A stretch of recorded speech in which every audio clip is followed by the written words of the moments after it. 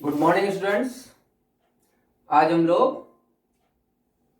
Geometrical isomerism का last part जो बचा हुआ है वो पढ़ेंगे। और वो लास्ट पार्ट कौन सा है? Calculation of geometrical isomers in substituted cycloalkenes. जो सब्स्टिट्यूटेड साइक्लोएल्केन्स हैं उनमें कितने ज्योमेट्रिकल आइसोमर्स होंगे उसके बारे में पढ़ेंगे। चलिए एक एक करके बात करते हैं। देखो बेटे, नंबर फर्स्ट,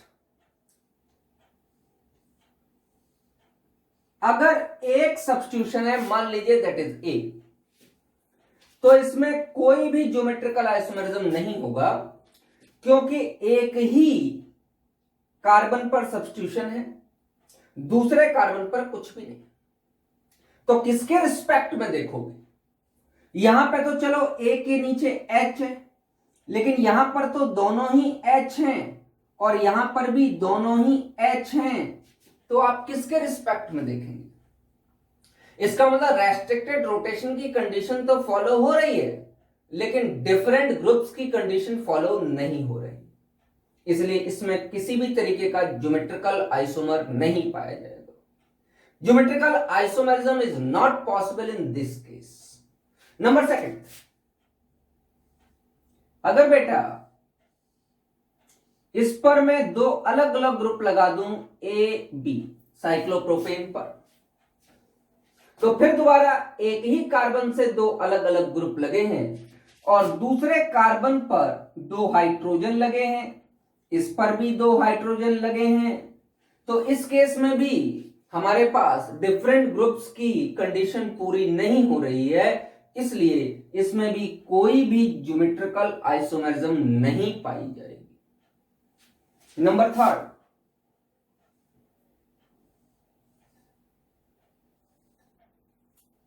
यहां पर मैं ए लगा दूं और यहां पर भी मैं ए लगा दूं।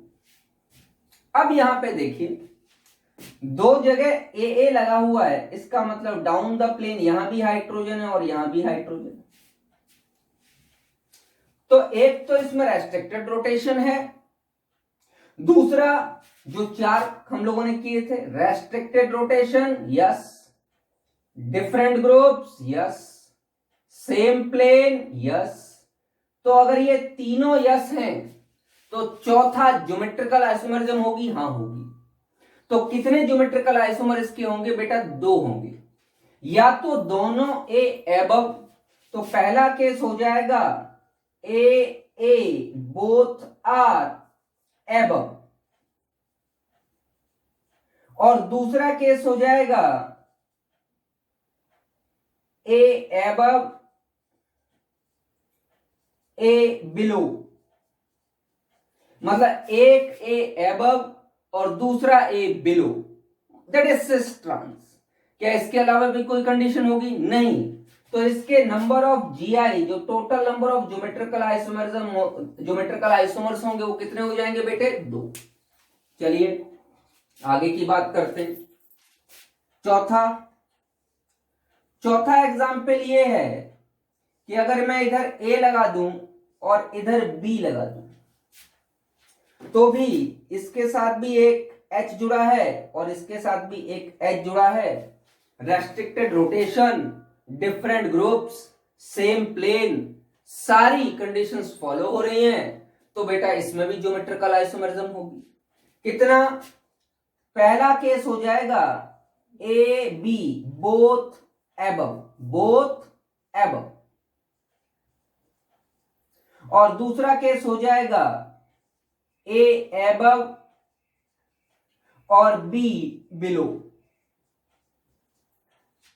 क्या इसके अलावा भी कोई तीसरा केस होगा? जी नहीं, और कोई तीसरा केस पॉसिबल नहीं है। तो यहां पर भी नंबर ऑफ ज्योमेट्रिकल आइसोमर कितने हो जाएंगे बेटे? दो। पांचवा केस हम ये कह देते हैं कि तीनों वर्टेक्सेस पर ए इसके तीन जो है ए सब्स्टिट्यूएंट है ए, तो तीनों जगह हाइड्रोजन है नीचे बेटा या नहीं है? बोलो बेटे, तीनों जगह हाइड्रोजन। इसका मतलब रेस्ट्रिक्टेड रोटेशन है, हाँ सिंगल बॉन्ड में जब साइक्लिक स्ट्रक्चर है तो रेस्ट्रिक्टेड रोटेशन होता ही है। क्या डिफरेंट ग्रुप्स हैं? जी हाँ डिफरेंट ग्रुप्स हैं। क्या सेम प्लेन है? जी हाँ सेम प्लेन है। तो क्या ज्योमेट्रिकल आइसोमरिज्म होगी? हाँ होगी। तो कितने ज्योमेट्रिकल आइसोमर्स होंगे? देखिए इस केस में पहला हो जाएगा ऑल एबव। क्या हो जाएगा? ऑल एबव, मतलब ए ऑल ए एबव, तो ऑल हाइड्रोजन बिलो। दूसरा केस क्या हो जाएगा बेटा? 1 ए एबव और 2 ए बिलो। ए कोई ग्रुप है, एक ए एबव लगा दो और 2 ए को बिलो लगा दो। अब बेटा आप ये मत कहना कि एक तीसरा केस हो जाएगा कि 2 ए एबव और 1 ए बिलो। आप देखिए ये केस तो वही दोबारा हो जाएगा, क्योंकि ये तो प्लेन है, तो इससे 1 एबव और 2 बिलो या 2 एबव और 1 बिलो, बात तो एक ही रहेगी। तो इसमें भी अगर 3 सब्स्टिट्यूशन तीनों ही सेम हैं तो इसमें भी जो नंबर ऑफ ज्योमेट्रिकल आइसोमर्स होंगे वो कितने होंगे? बताओ? 2। Number of GI, number of geometrical isomer कितने होंगे बेटे? 2। पहला केस मैंने बताया एक ही सब्स्टिट्यूएंट लगा हुआ है, कोई ज्योमेट्रिकल आइसोमरिज्म नहीं होगी। एक ही कार्बन पे 2 अलग अलग सब्स्टिट्यूएंट लगे हों या 2 सेम सब्स्टिट्यूएंट लगे हों, कोई आइसोमरिज्म नहीं होगी। जब तक 2 अलग अलग पे सब्स्टिट्यूएंट्स नहीं लगे हैं तब तक ज्योमेट्रिकल आइसोमरिज्म की पॉसिबिलिटी नहीं है। तो 2 अलग अलग सब्स्टिट्यूएंट लगे हुए हैं तो ज्योमेट्रिकल आइसोमरिज्म हो जाएगी। इस पर एक पर ही 2 अलग अलग सब्स्टिट्यूएंट्स लगे हुए थे तो ज्योमेट्रिकल आइसोमरिज्म नहीं है। इस पर ए और ए थर्ड वाले में दोनों पर सब्स्टिट्यूएंट्स लगे हैं ए सेम, लेकिन एक कार्बन पे डिफरेंट है, एक कार्बन पे डिफरेंट है, तो डिफरेंट ग्रुप की कंडीशन फॉलो हो रही है। सेम प्लेन है, जी हाँ ए और एच इनके प्लेन सेम है, तो ज्योमेट्रिकल आइसोमरिज्म कितने? 2। एक या तो दोनों ए एबव या एक एबव दूसरा बिलो। अगर जो है ध्यान दीजिए जो 2 सब्स्टिट्यूएंट्स लगे थे वो सेम न हो के डिफरेंट हो तो भी कोई फर्क नहीं पड़ता, दोनों एबव या ए एबव बी बिलो।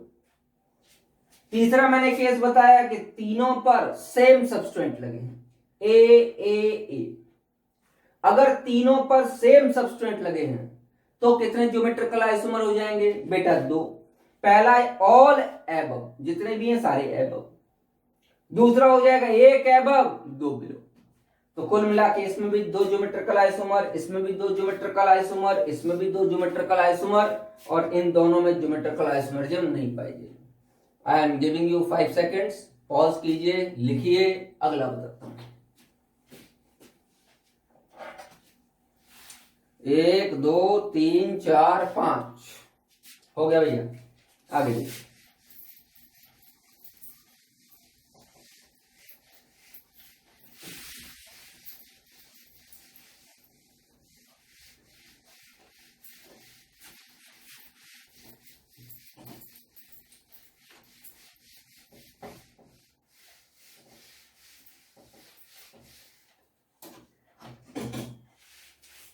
देखिए बच्चों, नेक्स्ट 6th एग्जाम्पल। ए लगा है और बी लगा है, मतलब 2 सेम लगे हैं और एक डिफरेंट लगा है। तो इसमें पहला हो जाएगा ऑल एबव, सारे एबव द प्लेन या सारे बिलो द प्लेन, उसमें कोई फर्क नहीं पड़ने वाला, वो दोनों चीजें सेम। नंबर दूसरा ए एबव, मतलब दोनों ए एबव और बी बिलो, ये दूसरा हो जाएगा। कोई तीसरा? हाँ, एक थर्ड भी यहां पॉसिबल हो जाएगा, A B above and A below, समझ बात आ गई या नहीं आ गई? एक बार दोनों ए एबव और बी बिलो, एक बार एक ए और एक बी एबव और तीसरा ए बिलो, तो इसमें number of GI, number of geometrical isomer total कितने हो जाएंगे बेटा? 3 हो जाएंगे। ठीक है। Number 7, the 7th example is like this: A, B, C. In this case we have 3 different substituents.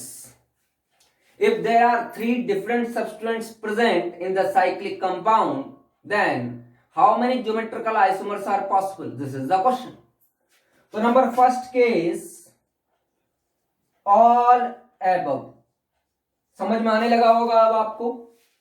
तो सेकंड केस क्या हो जाएगा बताओ? A above तो B एंड C बिलो। बेटा थर्ड केस क्या हो जाएगा?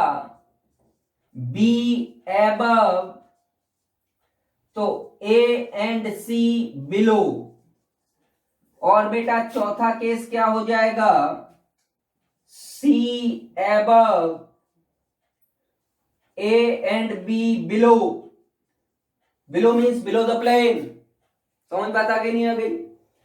तो इस स्ट्रक्चर में total number of geometrical isomer, total number of geometrical isomer is equal to हो जाएंगे 4।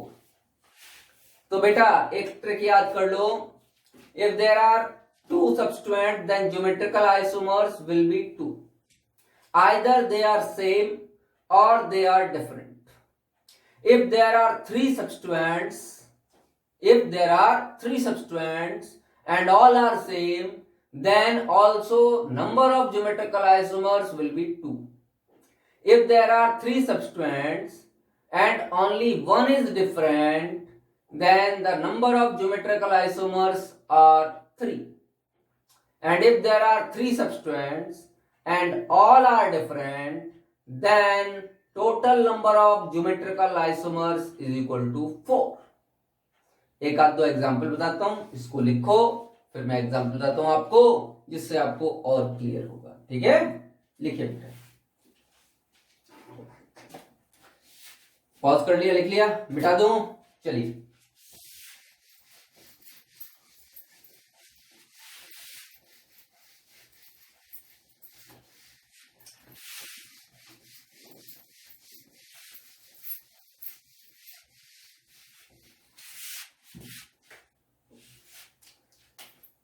मान लीजिए आपको एक ये दिया गया है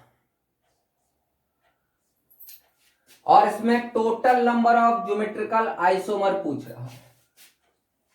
कितने ज्योमेट्रिकल आइसोमर्स होंगे? Number of geometrical isomers. तो आप देख रहे हो इस साइक्लिक कंपाउंड में 2 अलग अलग ग्रुप्स लगे हुए। अगर साइक्लिक कंपाउंड में 2 अलग अलग ग्रुप्स लगे तो ज्योमेट्रिकल आइसोमरिज्म 2 होते हैं। एक बार दोनों एबव और एक बार एक एबव और दूसरा बिलो। ये मिथाइल लगा हुआ और ये इथाइल लगा हुआ। चलिए मान लीजिए हमने इसमें ज्योमेट्रिकल आइसोमर्स पूछे।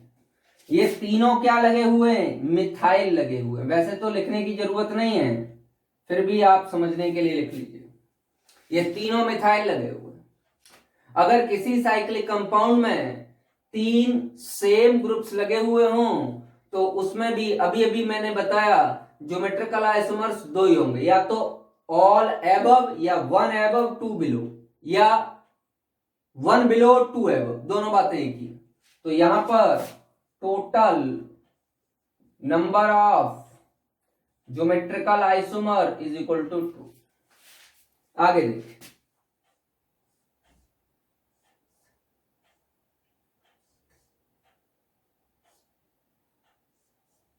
जैसे ऐसे 2 इथाइल लगे और 1 मिथाइल लगे। अगर 3 लगे हों जिसमें से एक डिफरेंट हो तो total number of geometrical isomer कितने हो जाएंगे? 3। कैसे 3? दोनों या तो तीनों ऊपर, ऑल एबव, या 2 इथाइल ऊपर मिथाइल नीचे, या 1 इथाइल और 1 मिथाइल ऊपर और इथाइल नीचे। मेरी बात समझ में आ गई? नंबर नेक्स्ट एक और देता हूं आपको। मान लीजिए एक मिथाइल लगा है, एक इथाइल लगा है और एक प्रोपाइल लगा हुआ है। अब यहां पे 3 कंप्लीटली डिफरेंट लगे हैं और इनके रिस्पेक्ट में ज्योमेट्रिकल आइसोमरिज्म है। तो वैसे तो क्या बताया था, तीनों डिफरेंट लगे हों तो total number of geometrical isomer is equal to 4। कैसे? पहला ऑल एबव, दूसरा एमी, मतलब ये एमी है ना बेटे, ये मिथाइल है, और ये ग्रुप क्या है? इथाइल है। ये ग्रुप क्या है? प्रोपाइल है। तो एमी एबव। तीसरा ईटी, इथाइल एबव। चौथा प्रोपाइल नॉर्मल, प्रोपाइल एबव। बोलो भैया, समझ बात आ रही नहीं आ रही? मिथाइल एबव हो सकता है, ये दोनों बिलो हो सकते हैं। इथाइल एबव हो सकता है, ये दोनों बिलो हो सकते हैं। प्रोपाइल एबव हो सकता है तो मिथाइल और इथाइल बिलो हो सकते हैं। इनके अलावा और कोई पॉसिबिलिटी? जी नहीं, कोई पॉसिबिलिटी नहीं। इसको लिख लो, फिर एक क्लासिक क्वेश्चन कराता हूं, लिख लीजिए इसको।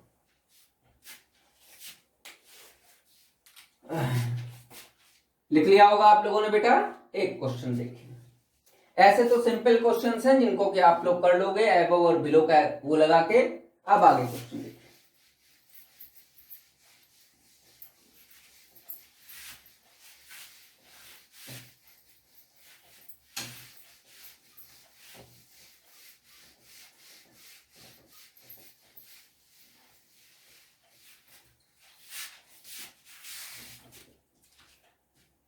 क्वेश्चन है calculate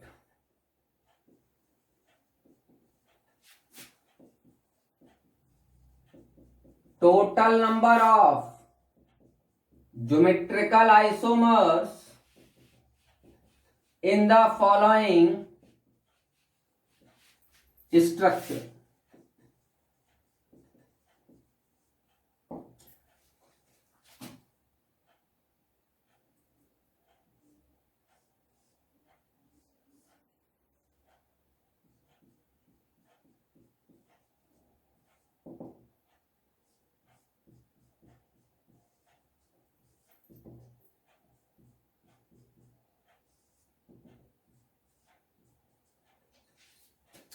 option number 1 4, option number 2 2, option number 3 3, option number 4 7। ये आपके ऑप्शन है। 5 सेकंड का टाइम दे रहा हूं, अकल लगाओ और ध्यान देना। जितनी भी ज्योमेट्रिकल आइसोमरिज्म मैंने पढ़ाई है, 8-10 मेरे लेक्चर्स हैं, जितने सारे लेक्चर्स अच्छे से देखे होंगे वही इस क्वेश्चन को सॉल्व कर पाएगा। बाद बाकी जो लेक्चर्स नहीं ध्यान से देख रहे उनके लिए क्वेश्चन मुश्किल हो जाएगा। ध्यान दीजिए, सॉल्व कीजिए। 5 सेकंड्स का टाइम है आपके पास, पॉज करके सॉल्व करो।